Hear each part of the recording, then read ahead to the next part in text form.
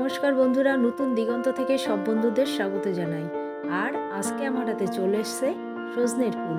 আর এই সজনের ফুল এনেছে আমার মেয়ে, অবশ্যই বাজার থেকে কিনে। ফুলগুলো কিন্তু খুব টাটকা।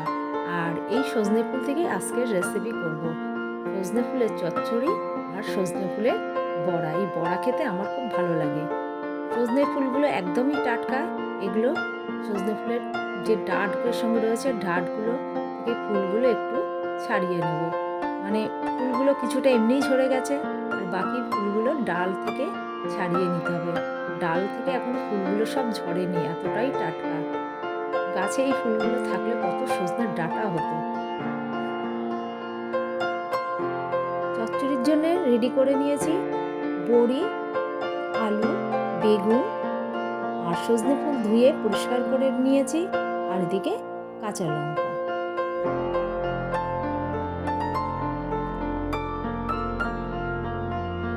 কড়াইতে তেল দিয়ে গরম করে প্রথমে বড়িটা লাল করে ভেজে নিচ্ছি।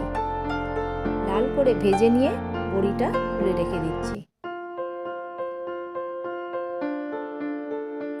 গরম তেলে একটু পাঁচফোড়ন দিয়ে দিচ্ছি। এরপর আলু, বেগুন সব দিয়ে ফুলগুলো দিয়ে দেব।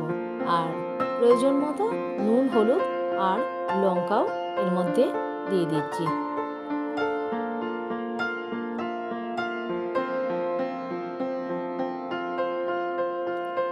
ভাজা বড়িগুলো আমি একটু ভেঙে নিয়ে রেখেছিলাম, সেই বড়িগুলো এর মধ্যে দিয়ে দিলাম।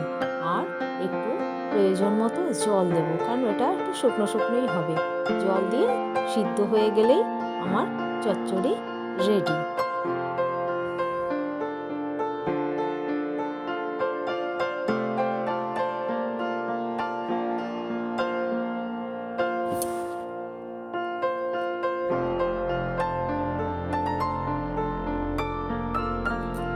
আর এদিকে বড়া বানানোর জন্যে ফুলগুলোকে একটু চালের গুঁড়ো, কাঁচা লঙ্কা, নুন, হলুদ দিয়ে মেখে নিয়েছি। দিয়ে বড়ার মতো করে এবার গরম তেলে ভেজে নিচ্ছি। এটা এই বড়া ডালের সঙ্গে খাওয়া যেতে পারে, এমনিও খাওয়া যেতে পারে। গরম গরম খেতে কিন্তু ভালোই লাগে।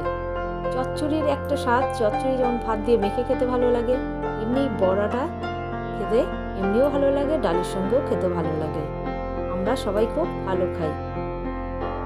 আর বড়াটা কেমন হলো দেখতে বন্ধুরা কমেন্টে জানালে খুব ভালো লাগবে।